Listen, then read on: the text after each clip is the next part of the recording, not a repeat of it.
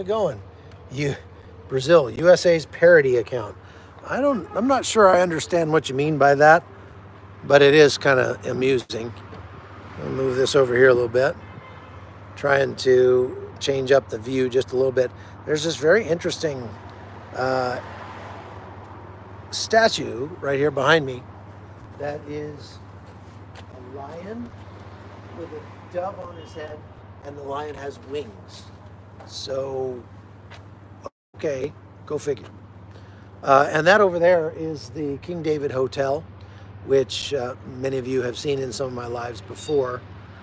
The King David is a iconic hotel here in Jerusalem, and one day I might actually get to stay there, but it's way too much money.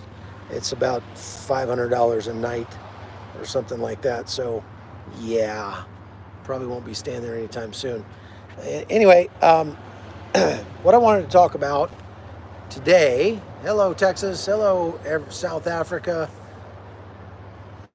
Yeah, $500 a night is a little rich for my blood, but man, you go inside that place, it is nice.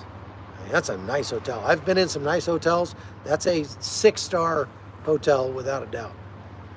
Okay, I'm gonna see if my wife is online. Connie, are you modding, or is Nathan modding right now? I'm trying to figure out who's helping me out here. So maybe I could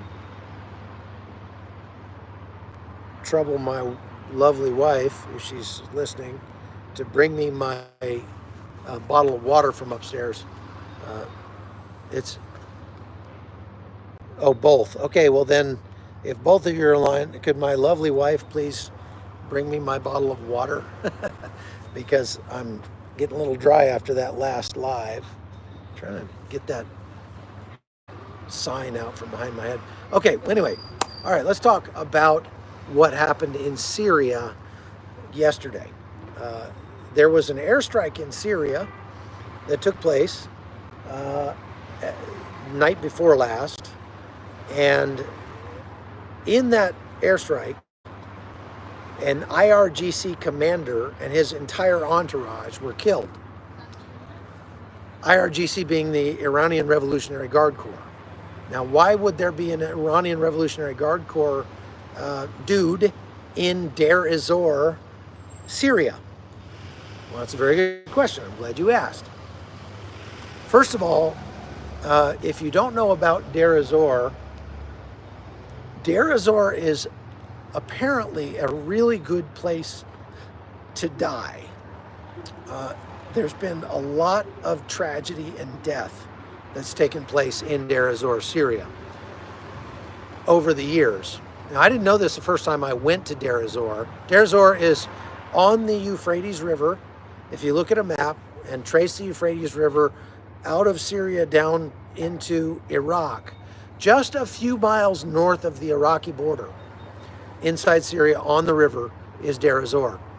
And the first time I was there was 2019, as we were, was it 2019? 2017 maybe. It was the first time 2017 was the first time I was there. Because it was right at the end of the ISIS caliphate. ISIS was being defeated all across Syria. As you remember, they had taken over an area about the size of the UK, and were creating their own country, ISIStan. I don't know what they were going to call it, but they just called it their caliphate. And there were people actually joining the ISIS caliphate from all over the world. They were coming from France, they were coming from Russia, they were coming from Dagestan and Chechnya, and all over the place, flocking into Syria, that part of Syria, to become a part of the new ISIS caliphate. And, oh, thank you, my love. I was getting pretty dry there.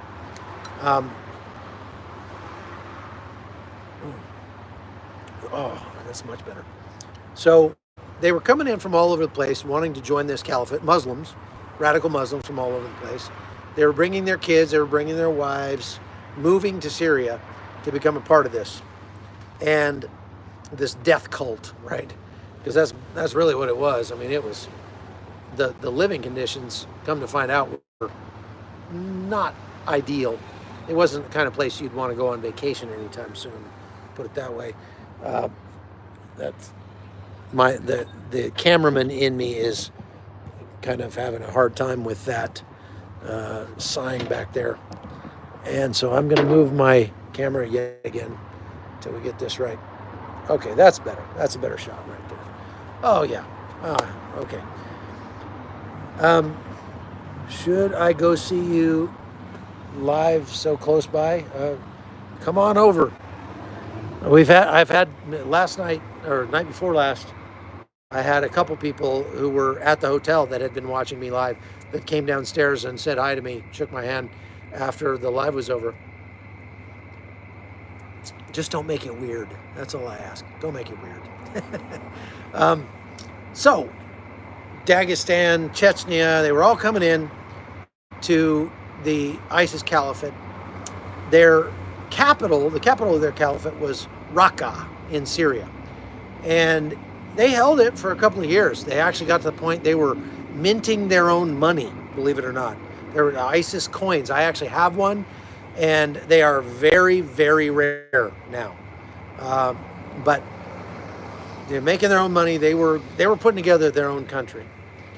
And it all fell apart when the United States and Turkey and the Kurds and the Iraqis and the Russians and basically everybody just went in there and just hammered them, and they retook Raqqa and I mean demolished that city. And talked to some of the guys who were there when it was retaken, and it was about like Gaza is now.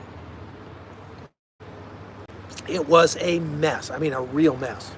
So the ISIS fighters that were left when Raqqa fell got pushed south along the Euphrates River. Raqqa's on the Euphrates. And they kept getting pushed further and further and further south. And they ended up making their last stand in Deir ez-Zor, a place called Baghouz, which is right there with Deir ez-Zor. I went with the Free Burma Rangers, was driving an ambulance, and we have a bunch of medics, and so we go in. Free Burma Rangers is a humanitarian aid organization. If you don't know about FBR, you can go find all about them. Hey, thank you very much, Mr. Kellogg. Really appreciate it. You can find out all about FBR on my YouTube channel here. After this live, you can go watch some of the very recent videos I put up from my recent trip to Burma with FBR. I do a mission with FBR, try to go once a year and go somewhere with them. It's just a group of former special ops guys and other people. We have a bunch of medics and doctors and stuff, and we go into war zones and try to help the people there.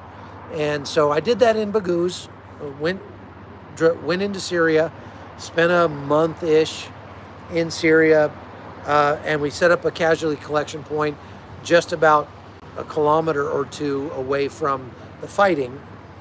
And then as these people were escaping from ISIS, because what ISIS did is they fled Raqqa, but they took a bunch of people with them. So they would herd all these civilians that lived in that area. They would herd them south and keep herding them south and use them as human shields, because ISIS, why not?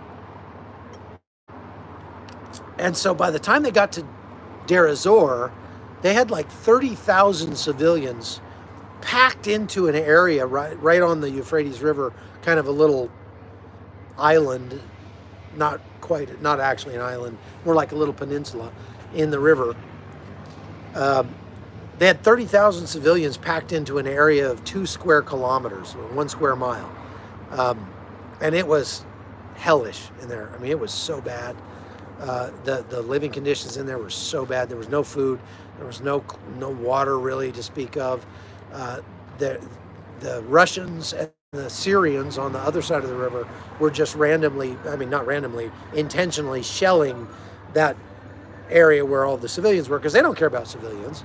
So the fact that there were 8,000 ISIS fighters in there was all they needed to know, and they just were throwing bombs in there to kill the ISIS fighters. They could care less about the women and children that were in there. Many of those women and children were families of ISIS, supporters of ISIS. So, you know, that's exactly the situation that Israel finds itself in Gaza right now, is they're you know, trying to fight Hamas. Hamas is hiding among the civilians, and the difference is the IDF is taking extraordinary steps to keep from killing civilians wherever possible. So they are going to such amazing machinations. I mean, they're technologies that have never been used before, sending in drones with loudspeakers on them and saying the military will, you know, shortly be coming into this area, and we're going to blow up this building right here. So if you're in this building, we recommend that you get out, you know, things like that. I mean, they're doing all sorts of things to try to save civilian lives, but that was not taking place in Deir ez-Zor. Russia and Syria were just hammering the area that had all those civilians in it. So the civilians were trying to escape from ISIS, but when they would run away, ISIS would just shoot them down. And so sometimes they would get away, sometimes they wouldn't. Most of the time, by the time they got to where we were, just about 1 mile away from there, they were all hurt. They were all injured, shot, blown up, whatever. Question, are Russia and Syria allies? Yes, Russia is supporting Bashar al-Assad's regime in Syria, and it has been for a decade or more. So yes. And on the east side of the Euphrates River in Deir ez-Zor, the Kurds, supported by the Americans, were holding that property. And on the west side of the river, the Syrians, supported by the Russians, were holding that property. Those two groups of people do not like each other. They are enemies. And right now, even as we speak, the Kurds hold up to the Euphrates River from the eastern, they hold the eastern third of Syria all the way up to the Euphrates River, with some small exceptions. And they call it Rojava, that area. The Syrians don't like that. The Turks don't like that from the north. And so they're at odds with each other. It's not a good situation. Back then, they were all united in fighting against ISIS, because nobody wanted, you know, ain't nobody got time for that, right? An ISIS country, you know, not going to happen. So everybody was like, nope, can't have that. They were all fighting against it. That's three of the teams. The Turks actually supported ISIS, but since they're a NATO ally, they had to pretend that they weren't supporting ISIS, but we actually caught them supporting them, paying them, giving them money and weapons and stuff. Is the Euphrates drying up? What happens if they can make it across? Well, they could make it across. The Euphrates is easily swimmable, and yes, it is drying up in some places. How far is Golan Heights from where Armageddon to be? That would be the Valley of Megiddo, and it's a couple-hour drive, I'd say, from Syria, from the Golan Heights. So anyway, talking about back then, this is back in 2017 when I went to Deir ez-Zor, and these civilians were trying to escape from ISIS, and they would jump in a vehicle, drive away. ISIS would machine gun them as they were leaving, and so they would get out to where we were, and they would drop the tailgate on the truck that they were in, and blood would just flow out of the truck. It was horrific. And all these civilians, women and children, in the back of the truck, where everybody's shot. Some people are dead, some people are dying, some people are just mangled, and we would try to treat them. In the course of the time that the FBR was there, they treated like 40,000 people, treated and helped like 40,000 people. Some of them were just innocent civilians, some of them were ISIS families, And some of them were actually ISIS fighters who had given themselves up. That was the hardest part, because ISIS fighters would come out and surrender to us, and we've got weapons, but we're not in this fight, so they're surrendering to the wrong people. But we'd turn them over to the Kurds, and the Kurds would search them and then set them aside, and they'd have Kurds out there guarding these ISIS fighters in the desert. And what do? We're in the desert, those guys need water. I don't want to give those guys water. They were murdering people who were trying to escape, 10 minutes ago, right? Hey, thank you, Monsaguma, whatever that says. Sorry, I can't read it. It's not you, it's me. I appreciate that. Thank you for the $20.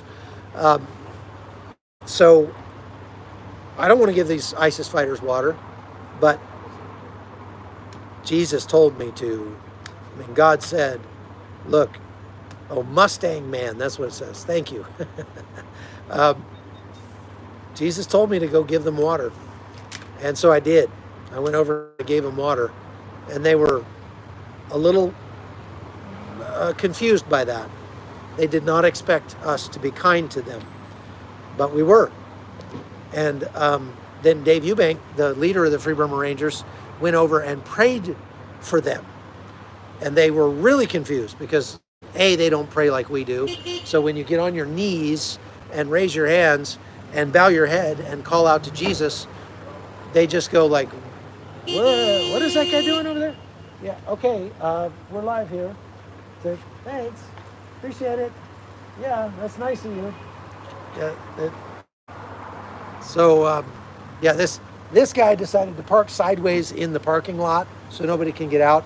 And there's somebody over here who wants to get out, and they're laying on their horn because they don't want to wait for this guy to finish unloading his car, which he could have done without parking sideways across the parking lot, but this is Israel. That's the way it goes. Okay? So we don't get beeper man, we get honker guy. You get what you get. Sorry, I couldn't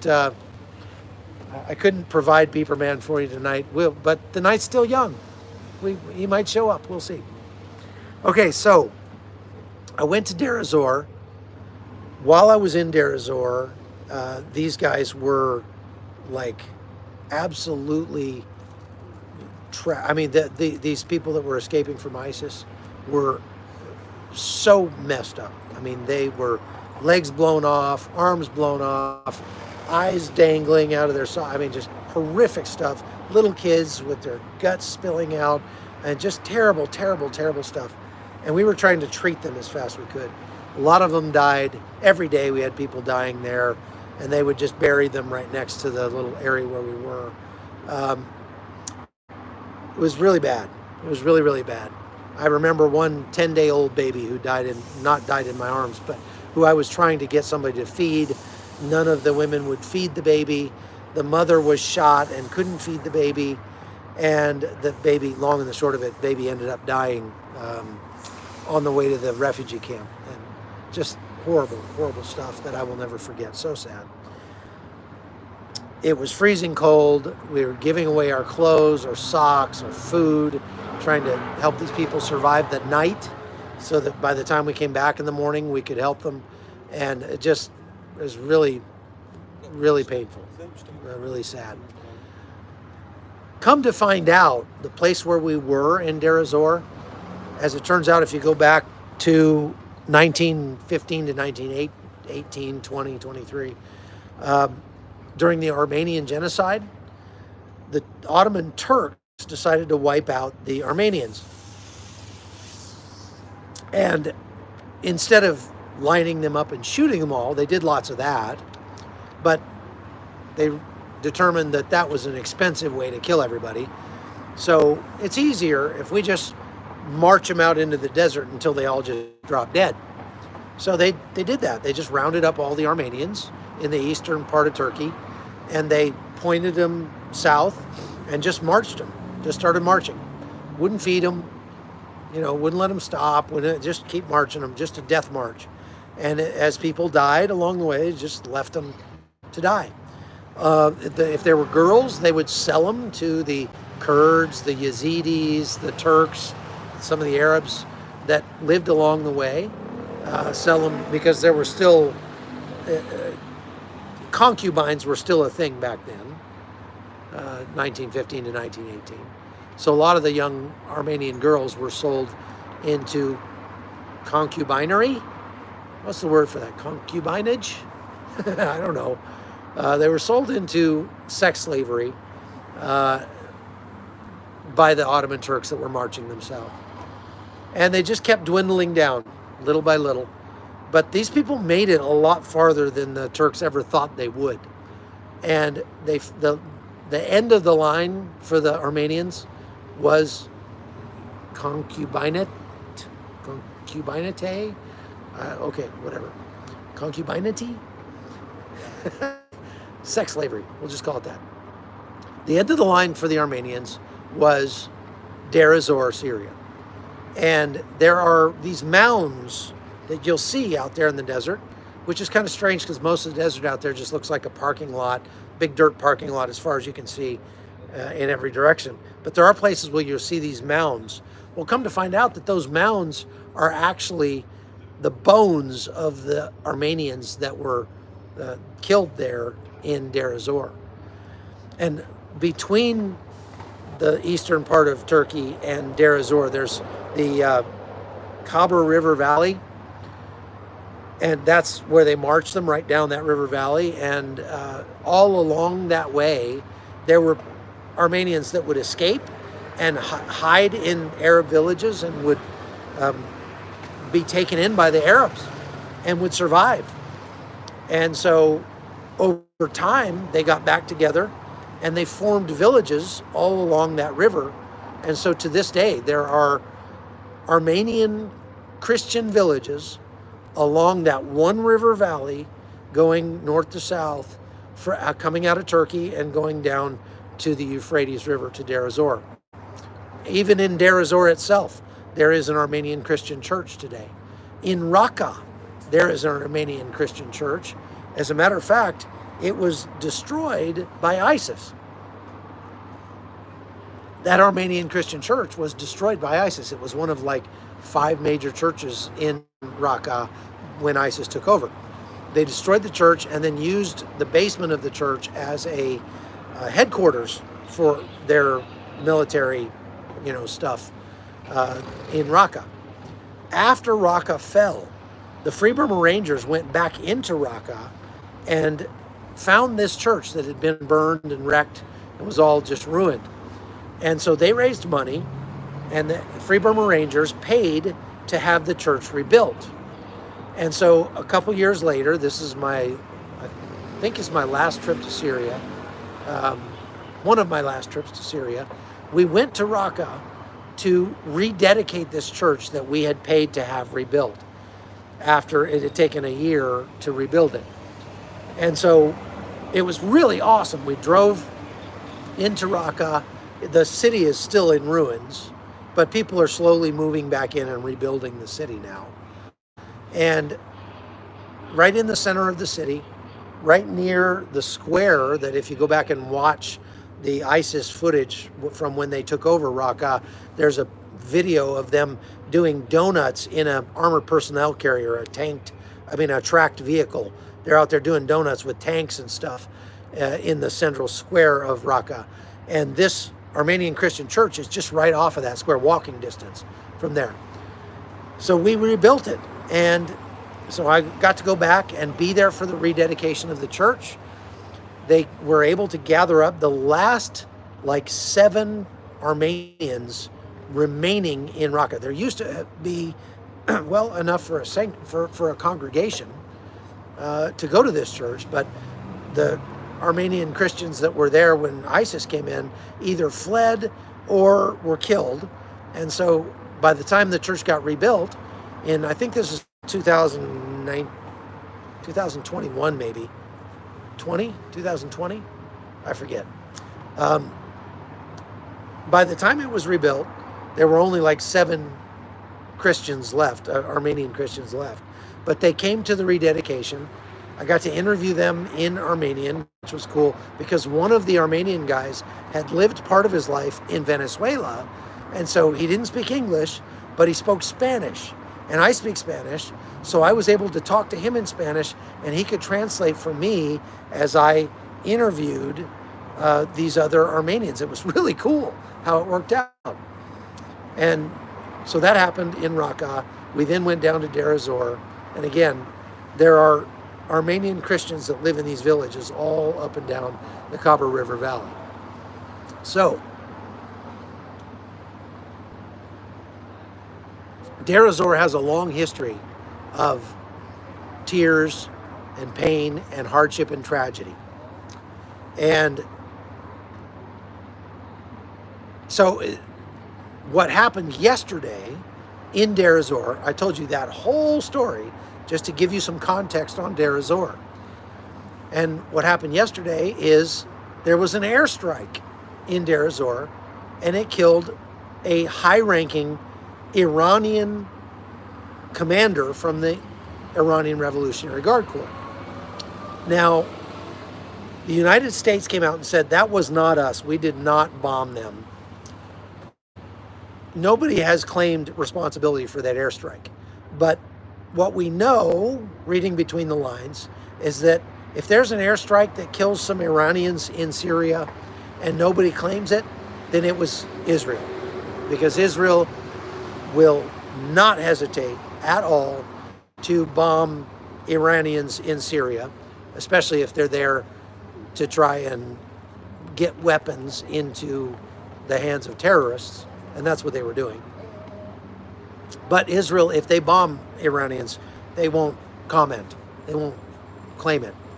And so it was almost undoubtedly the Israelis that did it. They killed this commander and about 15 people in his entourage.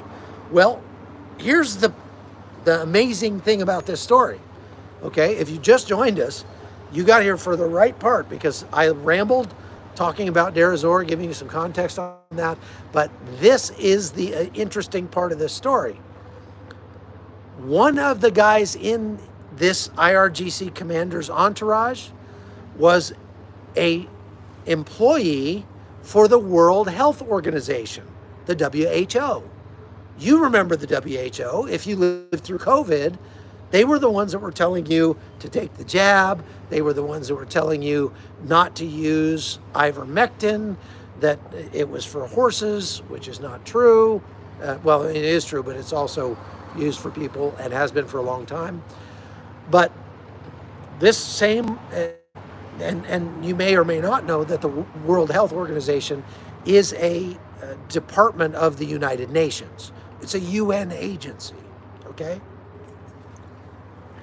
It's a worldwide UN agency. Their budget is about $5.8 billion with a B, billion dollars a year, okay? They were behind a lot of the craziness that happened during COVID.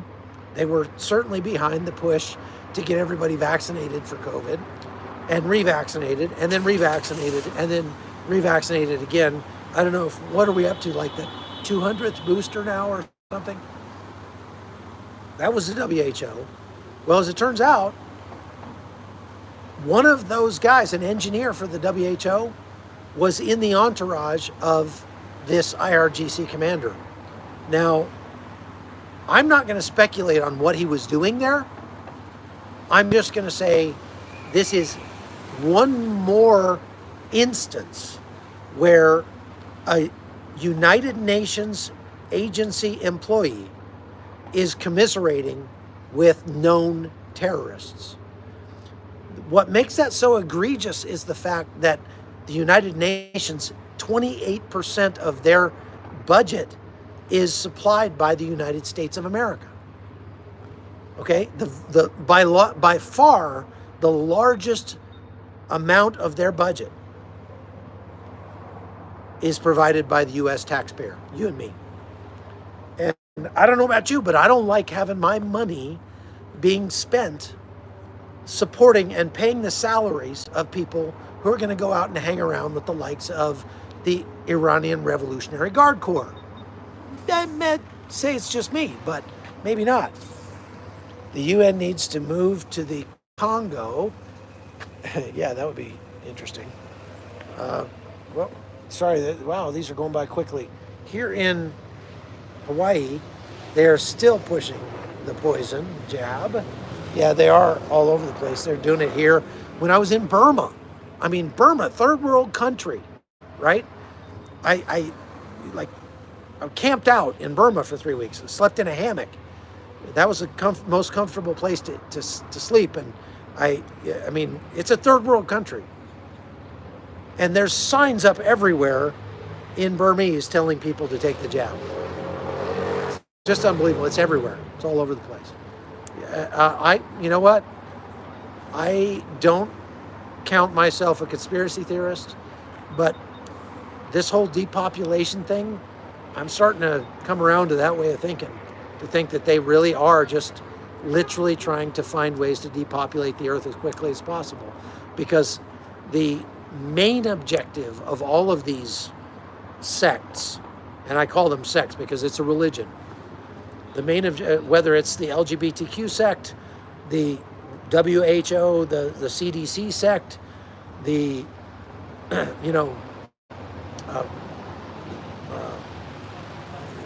Just Stop Oil sect, all of it comes down to, they're all just religious sects of the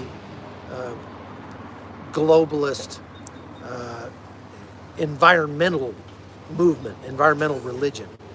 I mean, environmentalism is the one world religion, believe me. They have all of the facets of a religion. They have saints, they have sinners, they have redemption. Just spend a little extra money to pay for your carbon credits. That's your way that you get redemption, right? That's the way that you can reconcile with Mother Earth, is by paying for some carbon credits, that sort of thing. And I used to think that people that talk that way were off the deep end, but more and more I'm starting to think they have a point. They have a point. So I don't know. I'm not going to speculate on why a WHO employee was hanging around with a known terrorist in Syria. But what I can speculate about is what that terrorist was doing in Syria. Because we know Iran wants very badly to create what they call an Iranian crescent. Iranian crescent, which goes from Tehran all the way to Lebanon. And it's just an Iranian-controlled land bridge through which they can supply arms and weapons to Hezbollah, to Hamas, to the Houthis, to everybody, to try to take out Israel. That is the Iranians' clear intention, without a doubt. And so what they were doing in Syria was all these guys walking by are Palestinians. Listen to me talking about Iran. What they were doing in Syria is they were working to get very high-tech weaponry into the West Bank. This is the real threat that's coming up now. Okay, the big threat is the West Bank. Iran is trying very hard to smuggle weapons, and I'm not talking about just pistols and rifles, although those are in the mix, but I'm talking about much more powerful weapons than that. I'm talking about landmines, rocket-propelled grenades, talking about grenade launchers, talking about anti-tank guided missiles, explosives, semtex, things that can be used to make roadside bombs and IEDs. They're trying very hard, full court press, trying to get that kind of weaponry into the West Bank. And what that says, if we read between the lines here, just a little bit, extrapolate just a little bit. What I'm saying is I'm not positive about this, but I mean, 2 + 2 here, folks, doesn't equal 5. What that tells me is that they are already planning for a major, if not a major, like multi-cell terror attack out of the West Bank. They're planning for a sustained insurgency out of the West Bank that will be a threat to Israel for years to come. Now, there are already plenty of weapons in the West Bank, Judea and Samaria, but not that kind of weapons. Most of the weapons that are in Judea and Samaria right now are small arms, rifles and pistols. If they are able to get in anti-tank guided missiles or landmines or boxes full of Semtex or C4, that's the kind of thing that could see this war escalate in a way that would be very, very deadly for Israelis. And that's something to worry about, folks. So that is the reason why the Israelis are not playing when it comes to taking out anybody they see from Iran who happens to be hanging out in a place like Deir ez-Zor, Syria. Now, there's one other thing that is in Deir ez-Zor. I talked about all the death and destruction, the bodies, the historical, tragedies that have taken place there with the Armenians and everything else. And ISIS, the last stand of ISIS that took place right there. But there's one other thing that is in Deir ez-Zor, and that's a U.S. military base. That's right. There's a U.S. military base full of U.S. special operators, mostly Rangers, and some Delta Force guys and stuff, that have been in Deir ez-Zor for years. What are they doing there? Well, they're keeping a lid on ISIS, because ISIS was never really defeated. They were tamped down to the point that they were hurt to the point they crawled back in their holes, and they sort of stopped being a global threat up until about a week ago, when they hit, when ISIS-K out of Afghanistan hit that concert hall in Russia. But the reason that we haven't had a lot of terror attacks happening out of Syria, out of Syrian ISIS, is because the United States has still been there with some special forces troops that have been hammering ISIS anytime they stick their head up anywhere in that region. And as long as they keep a lid on them, that's fine. I mean, we can be safe from ISIS because there are American Rangers that are doing raids, not every night, but on a weekly basis probably, going in and killing anybody who looks like they're a part of ISIS in that region. But the Biden administration, because of the constant attacks on U.S. military bases in Syria, in Iraq, in Jordan, like all over the place, the Biden administration has decided to pull our troops out of Syria completely. And what that means is that it's likely ISIS will see a resurgence in Deir ez-Zor and may even try to reestablish a caliphate there very soon. That should concern all of us and should cause all of us to be calling our Congress critters on the phone and telling them, do not let ISIS resurge in Syria. Okay, Chuck, does the name Dave Grossman mean anything? Yeah, I know Dave Grossman. Dave Grossman was an Army Ranger. He was never in the Ranger Regiment, but he went through Ranger School. He was an airborne trooper, an officer in the military. He wrote a couple of seminal books, one called On Combat and another one called On Killing. I've had him on my podcast before, and he's a Christian and is kind of made it his thing to train people to be safe. Now, I don't agree with him on everything, but I've met him. He's a good guy. Okay. Now, let's see here. Falafel carts, Green Berets. What do you think about the cargo ship crash in Boston yesterday? I think it was an accident. It was a freak accident. it was the kind of accident that makes you go, holy cow, is our infrastructure actually that fragile? I mean, I realized this ship was the size of a building, a really, really big building, practically the size of a town, right? It's a very big ship. But that bridge spans Baltimore Harbor, a place where ships like that come and go on a daily basis. Like, there's probably been 1 million of those ships that have gone under that bridge.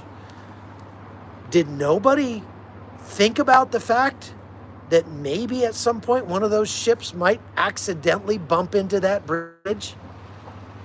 And if it did, maybe it would need to be strong enough to withstand that? To have one ship go boop and bump into that bridge and the entire structure just collapsed, to me says a lot more about the bridge builders than it says about whether or not this was some terror attack. I don't believe it was a terror attack. I mean, I live near the Panama Canal, and I know a lot of people who are very involved and live right there and understand a lot about shipping. And those people, I've talked to them, and they've said, no, that was not a terror attack. This was, it was not an intentional shipwreck. They even dropped anchor and tried to stop the ship. They even put out a mayday call. I mean, what you see, the video you see of the ship coming up about this fast and then going and crashing into the bridge, that you realize that video has been sped up, right? It actually took 25 minutes as this ship was drifting toward that pylon. It was a 25-minute process. They had time to put out a mayday call, to drop anchor, and for them to stop traffic along the bridge. And so, you know, I don't believe it was a terror attack at all. Speaking of terror attacks. Okay, question. I always feel the word worry is inappropriate for a Christian. Did you mean that? Yeah, I don't mean it. Yes. So we use worry in a different way. As a Christian, if I say that's something to worry about, I'm using verbal shorthand, I guess. Another ambulance. I'm using verbal shorthand to say this is something we need to pray about. This is something we need to be concerned about. We need to keep our eye on. But to get our undies in a bundle and, oh my goodness, what are we going to do? I'm so afraid. No, I don't mean that at all. Okay, so let's see. Yeah, dropped anchor. Concerned. Yeah, we need to keep our eye on it, right? Okay, let's see if there's any other questions back here. Yep, sorry about that. We were frozen. I don't know, the internet had a little hiccup there, I guess. Can we expect Russia to go after ISIS?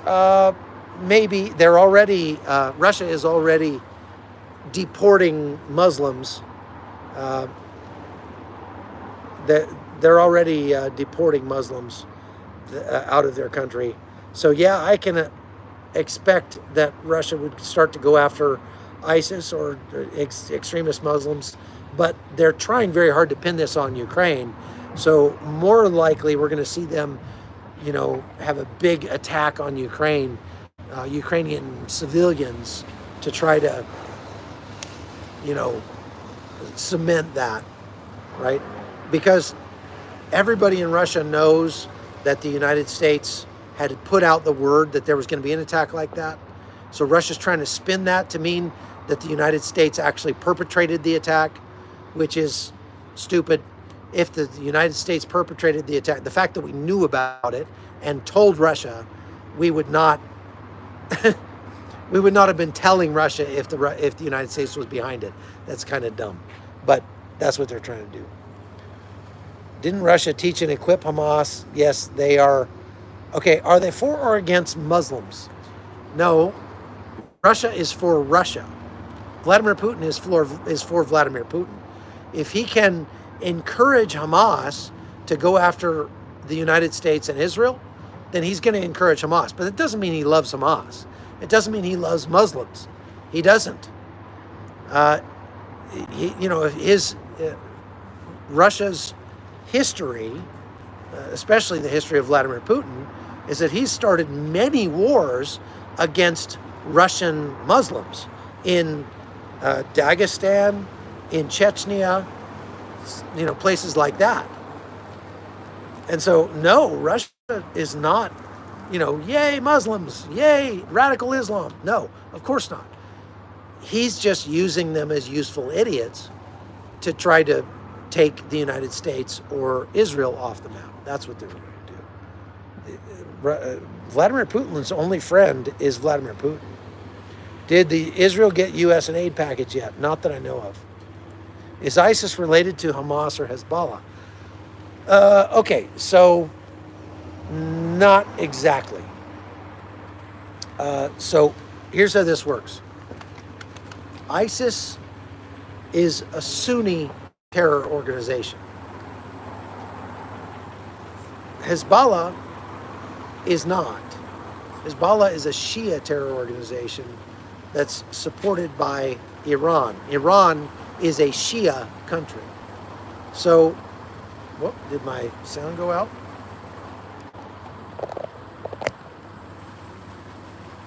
Somebody says my sound went out. I gotta check my sound. Hang on a second. Let me check my little microphone.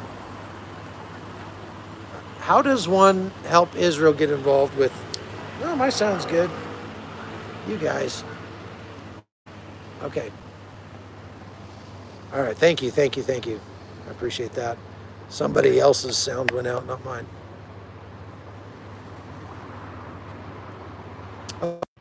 So, glad you can hear me. Thank you for that. No.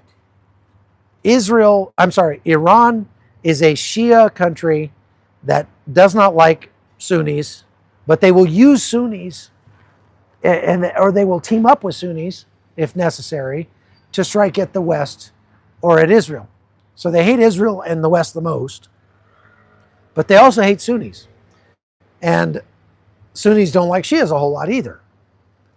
So it's one of those kind of, friend of my friend or enemy of my enemy is my friend. That's what I'm trying to say, right? The enemy of my enemy is my friend. And that's what Iran is doing. Now, during the ISIS caliphate days, when ISIS was forming their caliphate in Raqqa and all that, Iran was actually helping fight against ISIS. They didn't want ISIS to take over, okay? So, that's your answer to that question. Let's see what other question we got. Okay, yes, you can hear me, thank you. All right, glad I'm coming through loud and clear now. So, the Dali shipmaster is a Ukrainian. The person's webpage was removed from the Dali website. That is something I have not heard. So I will have to do more research and reading on that. I haven't heard anything about any link to Ukraine. I have had a lot of people contact me and say, it's ironic that the day after the United States threw Israel under the bus with the UN, that there's this catastrophe in the Baltimore harbor and knocks out a bridge. I mean, that is something that God says that if you bless Israel, you'll be blessed. If you curse Israel, you'll be cursed. And that doesn't necessarily mean the Israeli government. That doesn't mean we have to agree with everything the Israeli government does, but the Israeli people and the Jews especially. Is the IDF going to let you into Gaza? I don't think so. Not this trip. We've been hitting them every day, asking them if I can get in there, but they're just saying we don't have the ability to support that right now. There are less troops in Gaza now than there were when I left in December. They've taken a lot of troops out of Gaza, and they've started rotating people out. They now have probably twice as many troops in the north as they have in Gaza. So it's likely, yeah. One Tired Mama, if you can have a word with the IDF and get them to let me into Gaza, I'd really appreciate it. Thank you very much. Ukrainian shipmaster is Russian propaganda. That would be my guess. I don't think that, I think literally this ship Like, it's a freak accident, folks. I I think we need to try to avoid always reading something into everything that happens to make it fit our political narrative and give us more ammo to hate the other team. Sometimes stuff just happens. And sometimes our team is wrong. Sometimes the other team is wrong. I think we need to be willing to look for truth and not for something that fits our narrative. Would you agree? All right.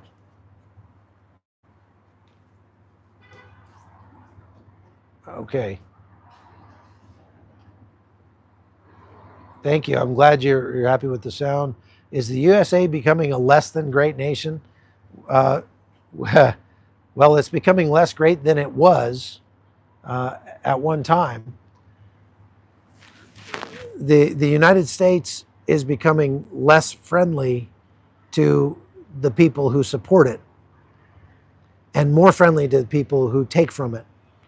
And that is not a coincidence, because it is indicative of a government that's trying to buy the votes of the people. If they can buy the votes of the masses by confiscating the wealth of the few, then that's what they're doing. And they're promising the moon to people who literally pay no taxes. And they're doing that by taking away the hard-earned wealth of people who do pay taxes, and they're driving those people out of the country. Do you know that 3 million Americans leave the United States every year for good, move away? Most of them move to Mexico, about 1/3 of them total move to Mexico. But they're expatriating all over the world.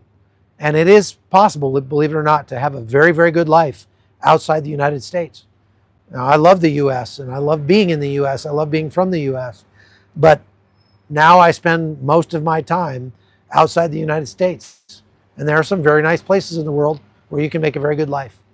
And a lot of Americans are seeing that, and they're weighing in the balance. Is it worth paying 60% of my income in taxes? Or would it be better to just move to Portugal and live out the rest of my days there, or Costa Rica, or, Ecuador, Panama, all over the globe? There are lots of people that are doing that. And, oh, well, I could buy an outhouse for $700,000 in California and live like a homeless person. Or I could take my $700,000 to Mexico and I could have a very good retirement down there on the beach. So a lot of people are thinking that. And I always get the person who's like, I'm a patriot through and through, and I'm never leaving my country. Well, good for you, man. Good for you. If you didn't know, I fought and bled for the United States of America, and I love the United States of America, and that's one of the reasons why I left. I decided to move to Panama so that my tax money that I have to pay every year would not be going to support the kind of things that are happening to America that are destroying the country that I love. So I hear you. I get that. These colors don't run. I get that. I understand. But hopefully you can understand my point of view as well. I'm not saying everybody's called to do what I've done, and I'm not saying that everybody's called to stay there, but all of us should be fighting the best way we know how. See, I've had to face a choice one day 11 years ago when I looked at my tax bill, and I was in Detroit for election night, and I was supposed to be there to cover the riots that would have happened if Romney had won in 2011, or 2012, sorry. And I was there to cover the riots that would have happened, but I'm there at the polling place in Detroit, and I'm watching massive voter fraud take place before my eyes. You know that it's illegal to electioneer within 1,000 feet of a polling place, right? Right? You know it's illegal to have signs or posters or t-shirts or anything like that outside a polling place.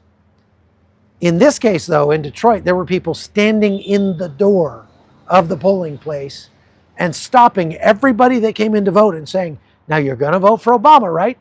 You promised me you're going to vote for Obama, right? You're going to vote for Obama, right? With Obama t-shirts on. And I was watching that and I was saying, you know what? My tax dollars are supporting the broken system that has led to this. Consequently, in that precinct, like 110% of eligible voters voted for Obama. And I just said, I can't support that with my tax dollars. I'm voting at the ballot box and it is literally being negated. My vote is being negated by half literate idiots who are standing in the door of the polling place and threatening people to vote for Obama. And I can't do that. So I've got a choice. I can either vote with a rifle, and I don't think it's time to do that just yet, or I can vote with my feet. And I decided to vote with my feet. So that's my story. You may not feel the same way. You may not pay the amount of taxes I was paying. That's fine. But I came to a point where I had to take drastic action to stop feeding the beast. Stop feeding the beast. And that was my decision. I'm going to try to fight the system without supporting the system at the same time.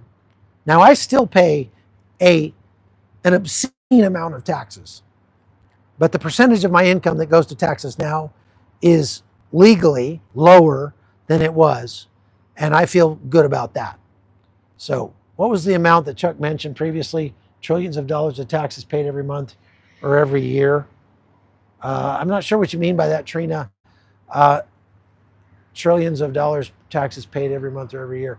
The United States collects about if I'm just off the top of my head, almost $5 trillion in taxes every year, and we spend about 7 trillion every year, so almost 8 trillion. Actually, we spend more than that, but they find ways of hiding that spending so that it doesn't show up. Okay. Jay says I made $110,000 one year and had to pay $38,000 in taxes. Yeah. Well, I paid the last year I lived in the United States, I paid more than 60% of my income in taxes. If you add up federal, state, local, municipal taxes, property taxes, sales taxes, travel taxes, cell phone taxes, road tolls, everything. They tax you on everything. In Maryland, they literally tax you on the amount of rain that falls on your property. They would tax the air that goes in your nostrils if they could find a way to measure it. They would tax everything. And what are they doing with that money? Look at America. Look at America. What do you think? Do you think that what they're doing that money is worth all those taxes? I don't. I'm not real excited about what they're doing with that money. So I did what I had to do to reduce what I was paying to them. And to me, that was the most patriotic thing I could possibly do. So there you go. All right, folks, it's been about an hour, so I'm going to cut this off now. I appreciate all of you. Thank you for the people who are watching. And please do me a favor, hit the like button. Just take a second right now, real quick, before we stop. Go hit the like button and share this thing with your friends. Subscribe. It really does help if you subscribe to the podcast here on YouTube. And if, way more than 30% of income goes to taxes. They want you to think it's 30%, but it's a lot more than 30%, folks. It's a lot more. But they're really good at hiding it, okay? So if you are interested in coming with us to Armenia, we don't have any more slots to Israel, but if you're interested in coming with us to Armenia, go to chuckholton.com right now, and you will see links to all of our trips to Armenia this year, May, June, and September. We do have some slots to each one, so please join us there. We hope to see you. God bless you. Take care, and love you guys. We'll see you.